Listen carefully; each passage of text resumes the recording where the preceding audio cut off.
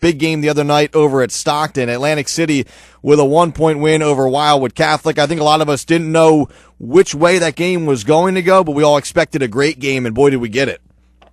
Yeah, and we didn't know which way it'll go until the final seconds of the game at Stockton.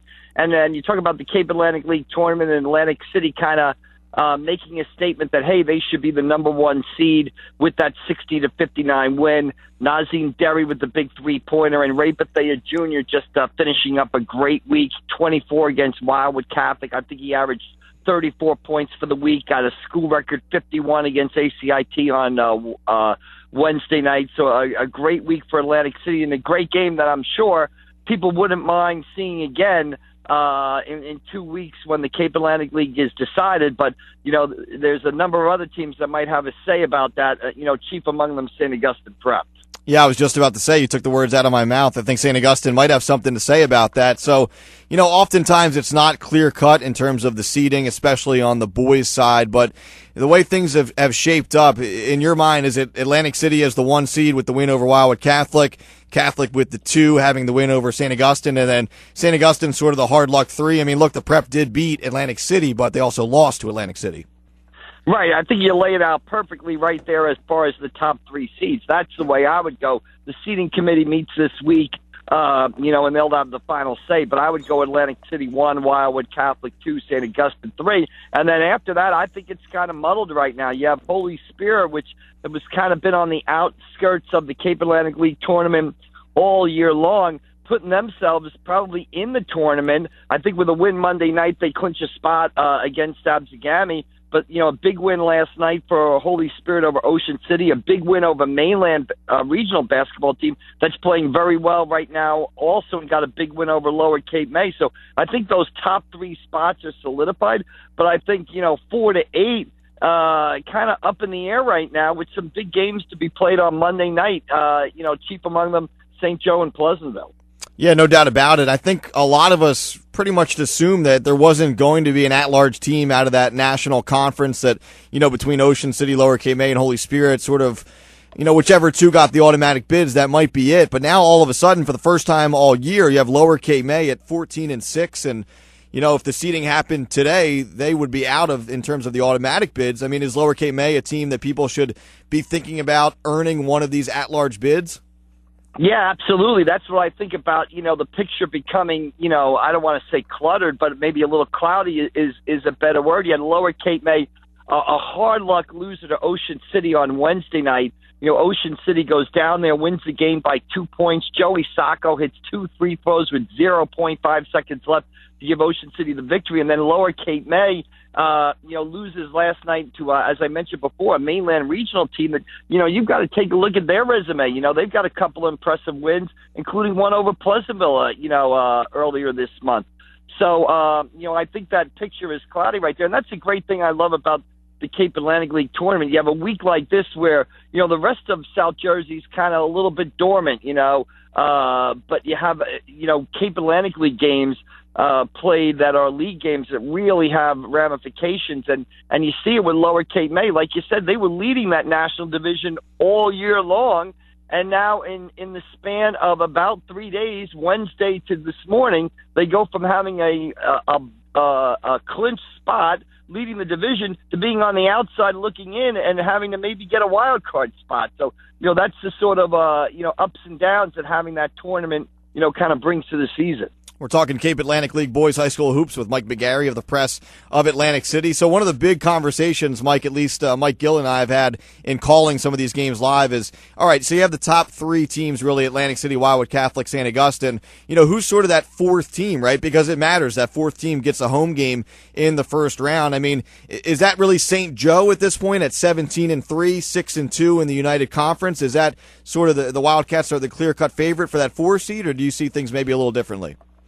I think right now it's St. Joe. They really had an excellent season. The guard Marcellus Ross, really one of the Cape Atlantic League and South Jersey's top juniors. They're lost to Wildwood Catholic.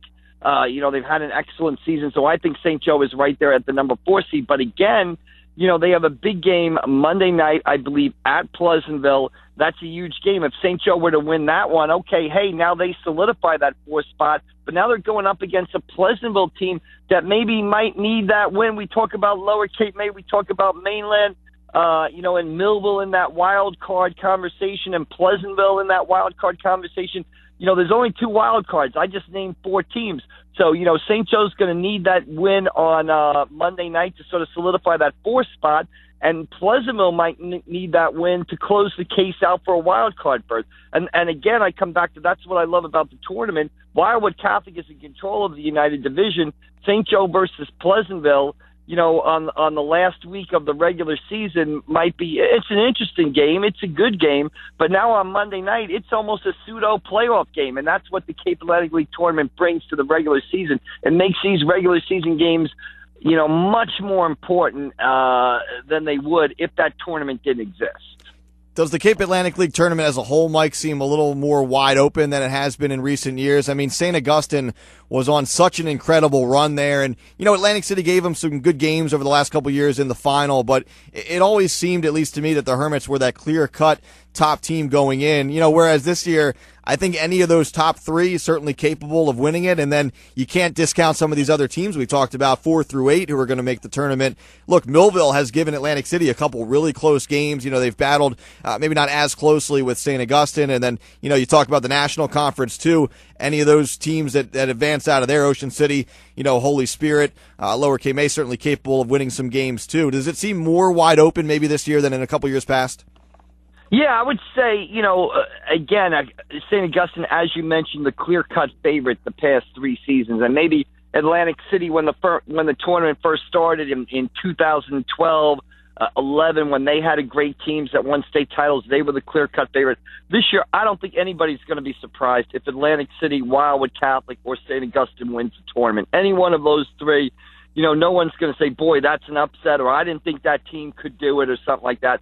Any one of those 3 can win it. And I just think there's more depth to the Cape Atlantic League this year. I saw the Haddonfield coach, Paul Wiedemann, over Christmas in a gym in South Jersey, and the first thing he did was walk up to me and say, wow, the Cape Atlantic League's good this year. It's got a lot of good teams. And you just mentioned there's depth there. Millville has taken Atlantic City to the wire twice. If they were to play again in the tournament, which they could, you got the old, can you beat a team 3 times in one season thing.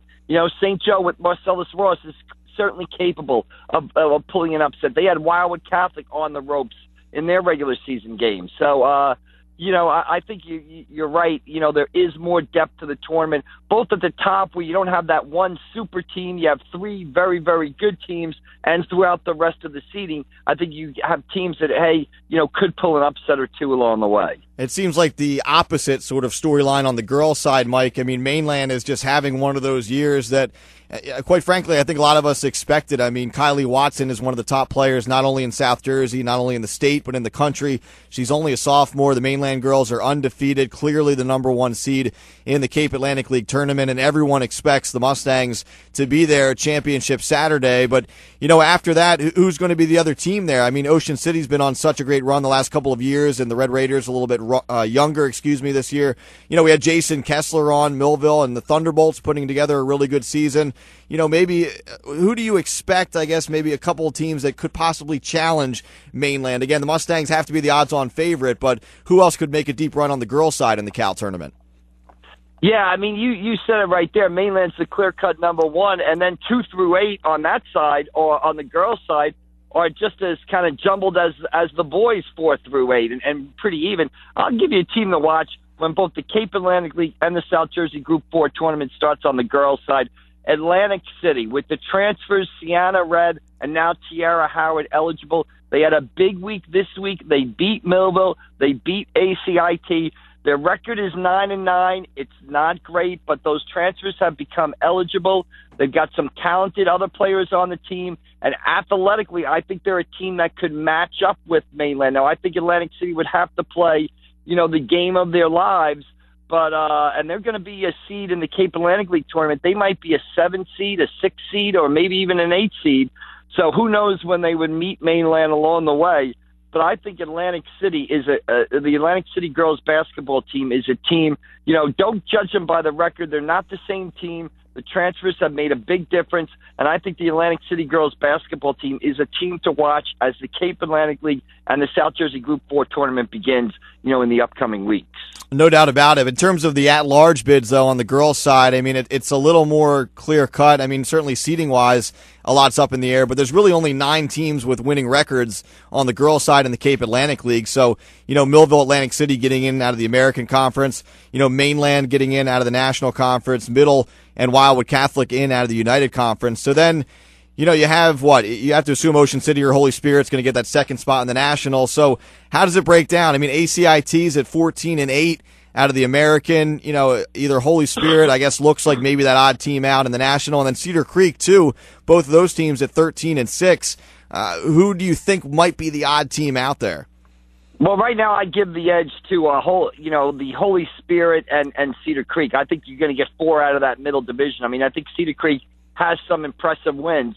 They've got a win over Atlantic City. I believe they have a win over ACIT from early in the season, and that's the other thing about the Cape Atlantic League tournament. Those games in December count.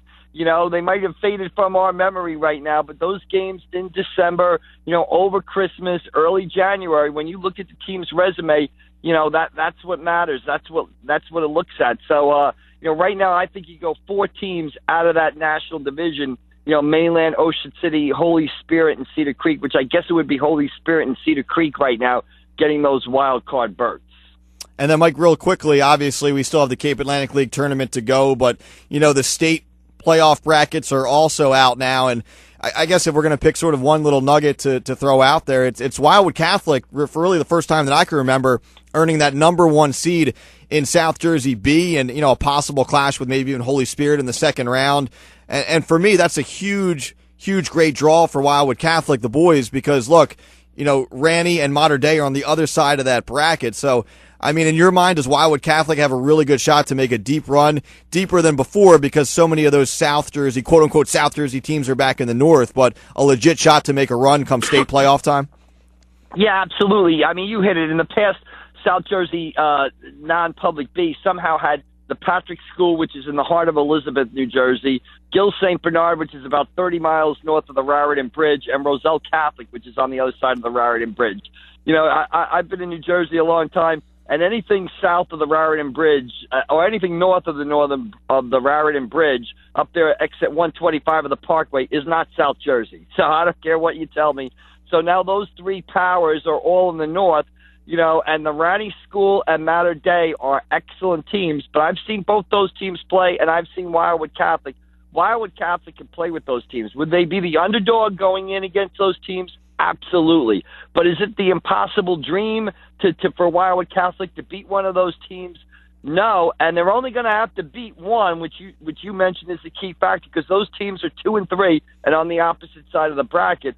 One caveat for Wildwood Catholic is St. Joe is on their side of the bracket. They played once before up at Hamilton. It was a good game. I think Wildwood Catholic won by 6.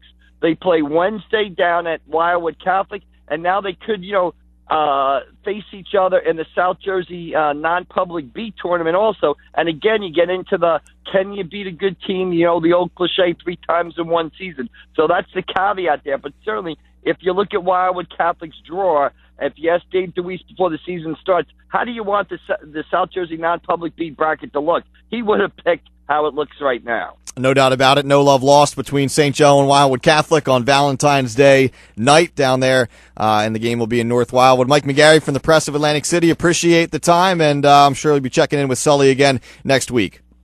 All right, Mike, thanks for having me on. My pleasure. Thank you. All right, you got it again. Mike McGarry from the Press of Atlantic City. We'll